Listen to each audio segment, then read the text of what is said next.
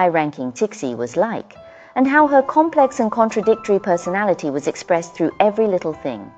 The book states, "It was a dazzling procession. The riders were dressed in brocade and adorned with sable fur on their ceremonial hats.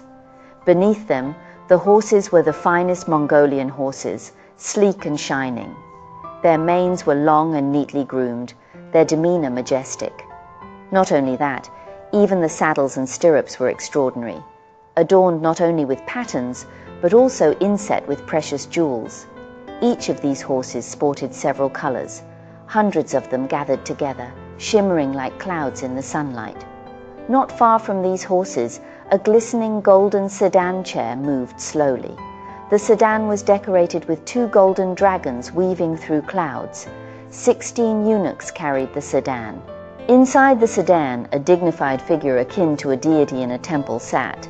She was the Empress Dowager Cixi at that moment, the ruler of the people from all corners of the empire.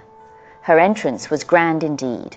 Following the golden sedan were 6 red sedan chairs, each carried by 8 eunuchs. Inside were ladies-in-waiting, including Der Ling and her sister Rong Ling. The entire procession moved slowly amidst an atmosphere of solemnity. Not only the people, but even the horses rarely made a sound. Only the creaking of the heavy sedan poles as they turned occasionally broke this tranquility. The word tranquility here sounds somewhat oppressive. Then there was Li Lianying, the infamous chief eunuch, constantly running back and forth, berating people in the procession. Despite his low voice, it was full of aggression. Everything mentioned earlier was carefully arranged by Li Lianying alone. This is her grand entrance. From this book, we can truly witness the real life of the Qing dynasty, the extravagance of the royal family, the extreme preservation of imperial dignity, and the incompetence and sycophancy of officials, which together created a corrupt, late Qing era. But we can also catch glimpses of a lively old lady, capable of laughter and curiosity, and a mother who can cry and feel sorrow. These are all facets of Cixi. Let me share some details that left a deep impression on me. Every time Cixi traveled, as we mentioned earlier, it was like a grand procession, almost like performance art. She rode in a phoenix palanquin, carried by 8 tall and strong eunuchs. 4 eunuchs cleared the way ahead, while 12 more followed. These eunuchs carried various items belonging to Empress Dowager Cixi, including her clothes, shoes, handkerchiefs, combs, brushes, powder boxes, mirrors, perfumes, as well as items like hairpins, cigarettes, black and red ink, and a yellow satin stool. In other words, she could have any small request immediately fulfilled. You see, with so many things Cixi needed, where were these items usually kept?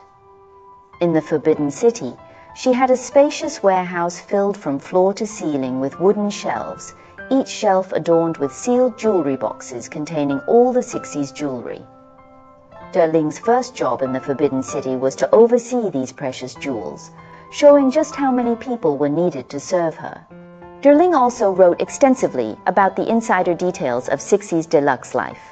For example, how did the Empress Dowager bathe? It's quite amusing. She used dry cleaning. The bathing equipment included 2 wooden tubs covered with silver foil, each shaped differently for washing the upper and lower body. There was also a low table with a detachable backrest. 4 high-ranking palace maids attended her, along with a conversational lady-in-waiting, and dozens of miscellaneous eunuchs. You might wonder, what were dozens of people doing? They were responsible for tasks like lifting and pouring water from the wooden tubs and handling sauna accessories. 2 eunuchs were specifically designated to carry sauna supplies. During Cixi's bath, the 4 palace maids knelt and skillfully dry cleaned and massaged her, which helped keep her blood circulation flowing and her skin radiant. The bathing process was meticulous. First, she would undress, then wring out a wet towel, apply soap, scrub the upper body, change to a new wet towel to wipe off the soap, switch to another new towel to remove water droplets, then another new towel to pat dry, followed by another new towel patting on honeysuckle water, basically the high-end essence for noble women at that time, exclusive to the Empress Dowager. Then change to a new towel to pat dry the upper body, and finally get dressed. Next, change the basin and water and repeat the process to wash the lower body. As you can see, it's very towel intensive and personnel intensive. Each bath session would use up 100 new towels. The complexity of this process makes you realize time was truly not enough. This was just a glimpse into Cixi's life. De Ling mentioned several times that the Empress Dowager had excellent skin. Her skin was not only fair, but also very tender. Not every young woman in her 20s could have such flawless skin. So, how did the Empress Dowager maintain her skin? The book listed a few methods. Cixi was really into beauty. She placed great importance on skincare and makeup.